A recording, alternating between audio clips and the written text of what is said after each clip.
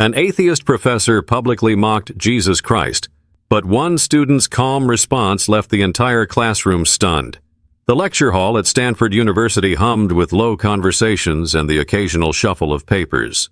Rows of students sat in anticipation, some eager to debate, others simply there for the required credit. At the front of the room, Professor Daniel Warren adjusted his blazer and leaned against the wooden podium, his lips curling into a smirk as he scanned the class. Warren was infamous on campus. He wasn't just a philosophy professor, he was a performer. Every lecture felt like a courtroom drama, and his favorite subject? Religion. More specifically, dismantling it. His students had seen it before. Some wide-eyed believer walking into his trap, struggling to defend their faith while he tore them apart with cold, precise logic. He thrived on it. Today, the discussion had taken its usual turn. The topic on the syllabus, the fallacy of faith. Why religion persists in an age of reason. Warren paced, gesturing dramatically. "We live in the 21st century," he said, his voice thick with amusement. "We have science, medicine, space travel, yet millions of people still believe in a cosmic father figure who watches their every move." A few students chuckled. Others nodded. A handful stared down at their desks, avoiding eye contact. "But the real question," Warren continued, pausing for effect, "is why bad things happen if this so-called loving God exists?" He turned, his sharp gaze landing on someone near the back. Barron. The class quieted. Barron wasn't the type to stand out. Tall but lean, he usually kept to himself, rarely speaking unless called upon. Unlike the others who crumbled under Warren's scrutiny, Barron never looked nervous. His dark eyes were steady, his expression unreadable. Warren grinned. He enjoyed a challenge. "Tell me, Barron," he said, his tone dripping with mock curiosity. "You're a believer, aren't you?" The class stirred. A few students glanced at each other, already anticipating what was coming next. Barron didn't move, didn't even blink. "I am." The professor's grin widened. "Fascinating. Maybe you can help me understand something. If Jesus is real, why do bad things happen? Why hasn't he proven himself?" The room tensed. Warren folded his arms, confident in his trap. He had asked variations of this question 100 times before, and the responses always played out the same way. Stuttering, circular reasoning, desperate appeals to faith. The class was watching, waiting. Barron, however, didn't react the way they expected. He didn't rush to answer. He didn't fumble for a verse or quote scripture. He just sat there, his gaze locked onto Warren's, completely unshaken. But something in the air had shifted, though no one could quite place why. The silence stretched longer than anyone expected. A few students shifted in their seats, exchanging glances. Professor Warren arched an eyebrow, intrigued. He had seen students freeze up before, scrambling for an answer they didn't have, but Barron didn't seem flustered. He just sat there, composed, like he was waiting for something. Warren broke the silence first. "No answer?" he said, tapping his fingers against the podium. "That's what I thought." A few chuckles rippled through the room. Not from everyone, but enough. Barron finally moved. He leaned forward slightly, resting his forearms on the desk. "I never said I didn't have an answer," he said, his voice even. "I just don't think you're asking the right question." Warren's smile faltered for half a second, so quick most wouldn't have noticed. He recovered fast, tilting his head. "Oh? Enlighten me." Barron didn't react to the sarcasm. Instead, he took a slow breath and said, "You keep asking why God lets bad things happen. But let's be real. What you're really asking is, why doesn't he stop them? Why doesn't he step in, take control, fix the world for us?" Warren clapped his hands together. "Exactly. Now we're getting somewhere." He pointed at Barron. "Let's say I'm on a train track and a train is coming right at me. You see me, you have the power to stop it, but you don't. What does that make you?" Barron tilted his head. "Are you saying we're all tied to train tracks?" More laughter. Warren smirked, but Barron kept going.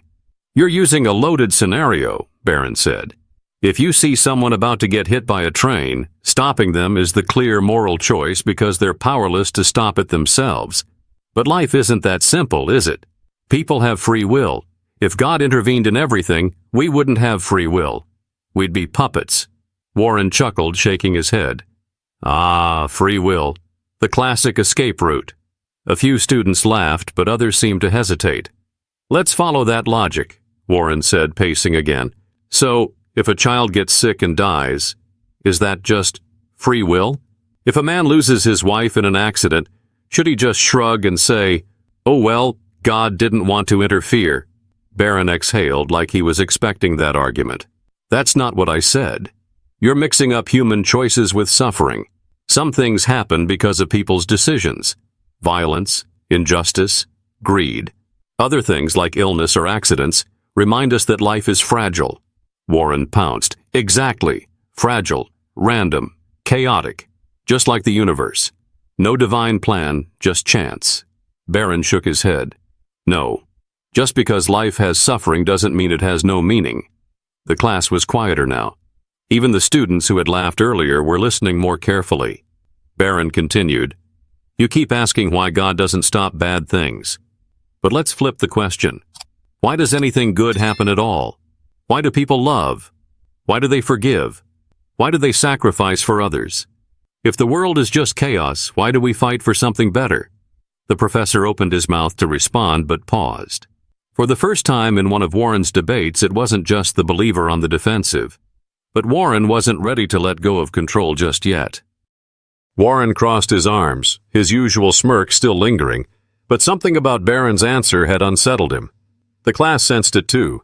The usual rhythm of these debates, Warren setting the trap, the student stumbling, and the professor delivering the final blow, wasn't playing out as expected. The professor leaned forward, his tone sharpening.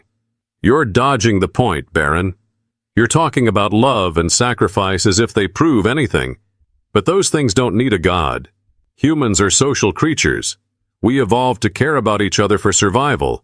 Altruism is just a biological function." Barron studied him for a moment, then nodded. "All right, let's test that idea. Let's say you're right. Everything we feel, love, kindness, selflessness, it's just chemicals in our brains, something evolution wired into us. So what happens when someone decides to ignore that wiring? When they choose to be selfish? When they hurt others just because they can?" Warren's smirk returned. "Then we call them immoral." "But why?" Barron asked. "If everything is just random chance, if there's no higher meaning, what makes one action right and another wrong? If morality is just something we invented, then a person who kills for fun is no different from a person who feeds the hungry. They're both just following their instincts, right?" A few students frowned, their gazes flickering between Barron and Warren. This wasn't the direction they were expecting. Warren scoffed. "That's a false comparison. Societies create morality because it benefits the group. We punish murder because it destabilizes the community." Barron tilted his head. "So morality is just whatever works for the majority." Warren shrugged. "More or less."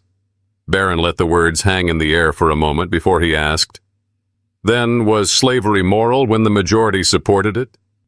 The classroom went completely silent. Warren's expression hardened. "That's not what I said." Barron didn't back down. "But it's what your argument suggests. If morality is just decided by the majority, then slavery, segregation, and genocide were all right at some point in history, just because most people accepted them. Is that what you believe?" A few students shifted in their seats. Even those who weren't religious seemed uncomfortable with Warren's position now. The professor exhaled, shaking his head. "You're twisting my words. Morality evolves as societies grow more enlightened. What was acceptable in the past isn't acceptable now because we've progressed." Barron nodded slowly. "And what makes that progression possible? If right and wrong are just human-made ideas, why do we instinctively feel that some things are wrong, no matter how many people accept them? Why do we look back at history and feel disgusted, even when those actions were normal back then?" Warren opened his mouth, then shut it again. Barron's voice was calm, steady. "We recognize evil not because society tells us to, but because there's something in us that knows, something deeper than culture or biology. That's why people have fought against injustice, even when it cost them everything. That's why we see courage in those who stand up for what's right, even when they're alone. The class was silent. Some students leaned forward, drawn in. Warren shifted his weight, trying to regain control. So what? You're saying morality proves God exists? Barron exhaled, almost like he felt sorry for him. I'm saying morality proves we aren't just animals. It proves we have a conscience that isn't dictated by society. And if that's true, then we have to ask, where did that conscience come from? Warren stared at him, his jaw tightening slightly. But before he could respond, one of the students in the front row spoke up. A voice from the front row cut through the silence. I have a question. The class turned to look at the speaker, Jessica, a sharp-minded student known for being one of Warren's favorites. She had been nodding along to his arguments earlier, but now she seemed uncertain. Warren raised an eyebrow. Go ahead. Jessica hesitated for a second, then looked at Barron. You said we recognize evil because there's something deeper in us. But what about all the suffering that isn't caused by people? Natural disasters, diseases, accidents. If God is real, why doesn't he stop those? Some students nodded. It was the question lingering in everyone's minds, the one Warren had been circling from the start. Barron met her gaze. That's fair. He let the moment settle before asking, Jessica, have you ever lost someone? She blinked, caught off guard. Yeah, she admitted after a pause. My grandfather, last year. Barron nodded. And what did that loss do to you? Jessica frowned. What do you mean? I mean, did it change you? Barron's voice was gentle but firm. Did it make you see things differently? Did it make you cherish people more? Appreciate time more? Jessica didn't answer immediately. She swallowed, then gave a small nod. I guess, yeah. Barron leaned forward slightly. Suffering isn't meaningless just because we don't like it. Hard times change us. Pain forces us to see what matters. It teaches us to love better, to live better. If God stopped all suffering, we wouldn't learn those things. Warren let out a dry laugh. That's your argument? That suffering is good for us? Barron shook his head. No, suffering is awful. Nobody wants it. But if we only judge God by whether he prevents pain, we're missing the bigger picture. Warren scoffed. And what bigger picture is that? Barron exhaled. Look at history. The people who changed the world the most weren't the ones who had easy lives. They were the ones who suffered, who lost something, who were pushed down, who had every reason to quit but didn't. Martin Luther King Jr. suffered. Harriet Tubman suffered. Viktor Frankl survived the Holocaust. Corrie ten Boom lost her family in a concentration camp, but spent the rest of her life spreading forgiveness. These weren't people who lived pain-free lives, but their suffering led them to something greater. The room was dead silent now. Barron's voice remained steady. If God stopped every bad thing from happening, we'd never know courage. We'd never know sacrifice. We'd never understand love in its fullest form, because real love is choosing to care even when it hurts. Warren pressed his hands against the podium, gripping the edges. His voice was quieter now. So what? We're just supposed to accept suffering? Barron shook his head. No. We're supposed to fight against it, to bring good out of it, to be the hands and feet of the God we claim to believe in. That's the difference. Jessica swallowed hard. Other students were shifting in their seats, not in discomfort, but in something else. Reflection. For the first time in one of Warren's famous debates, the momentum had shifted. The professor wasn't in control anymore, but there was still one thing left to be said. The tension in the room was thick. The usual laughter, the quick retorts, the smug grins Warren's debates usually inspired, all of it was gone. The professor's confidence, so unshakable at the start, had dimmed just enough for everyone to notice. He let out a slow breath, then pushed away from the podium, pacing slightly.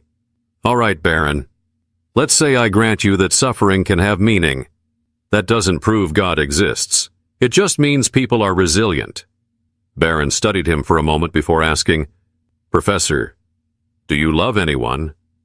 Warren frowned at the sudden shift. What? Do you love anyone? Barron repeated. A family member, a friend, anyone? The professor hesitated. His students had never seen him truly personal before, and now all eyes were on him. He gave a small shrug. Sure, of course. Barron leaned forward. Prove it. Warren's head tilted slightly and a few students in the back murmured. He let out a dry laugh. What? Prove that you love them, Barron said, his tone even. Show me love under a microscope. Put it in a test tube. Weigh it. Measure it. Define it using scientific data alone. Warren crossed his arms. That's ridiculous. Is it? Barron asked. You just admitted love exists, but you can't prove it scientifically. You can't see it, you can't hold it. The only reason you know love is real is because you experience it. The class was still locked into every word. Barron continued, and that's exactly why I believe in God. I see him in the same way we see love, not through a microscope, but in the way it changes people. I see it in the mother who forgives the man who killed her son. I see it in the doctor who spends his life saving strangers. I see it in every person who chooses to do good even when they don't have to. Warren's mouth opened slightly, but no words came out. Jessica blinked, looking down at her notebook, her pen frozen in her hand. A student near the back swallowed hard.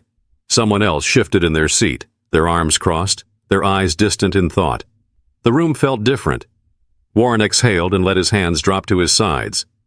So, that's your answer? His voice was quieter now. You believe because you see good in the world? Barron nodded. I believe because I see a reason to. A long silence followed. For the first time, Warren didn't have a comeback. But before the class could dwell on the silence, the bell rang, signaling the end of the lecture. The sharp chime of the bell echoed through the lecture hall, but no one moved. Usually, students were quick to pack up, eager to escape the classroom's grip. But this time, they sat frozen, as if breaking the silence would shatter something unspoken in the air. Professor Warren glanced at the clock, then back at Barron. He cleared his throat. All right, class, he started, but his voice lacked its usual bite. That's all for today. Still, no one rushed out. A few students exchanged glances. Jessica hesitated before closing her notebook, her expression unreadable. Others were lost in thought, staring at their desks. Barron finally stood, gathering his books as if nothing had happened. His expression was calm, unbothered. He didn't look like someone who had just shaken the foundation of a man who built his career on challenging faith. Professor Warren watched him. He didn't stop him, didn't throw out one last retort. Instead, he simply said, I'll see you next class. It was subtle, but there was something different in his tone. Barron nodded. See you then, Professor. One by one, the students began to leave. Some whispered among themselves. Others walked in silence, their minds still turning over the debate they had just witnessed. Jessica lingered for a moment, her notebook still in hand. She looked at Warren, then at Barron's retreating figure. And then, she left too. Outside, the sun was beginning to set over Palo Alto. The campus was alive with movement. Students chatting, bikes weaving through pathways, the usual rush of the evening. But Barron walked at his usual pace, his face unreadable. He had no illusions that he had won anything. That wasn't the point. He knew people wouldn't walk away from that lecture instantly converted. He wasn't trying to force belief on anyone, but he also knew that something had changed. Maybe for just one student in that room. Maybe even for Professor Warren himself. Faith wasn't about winning arguments. It wasn't about proving things under a microscope. It was about seeing the world differently. Barron knew he couldn't make anyone believe, but he could make them think. And sometimes, that was enough. If this story made you think, share it with someone who needs to hear it. And if you want to see more stories like this, don't forget to subscribe.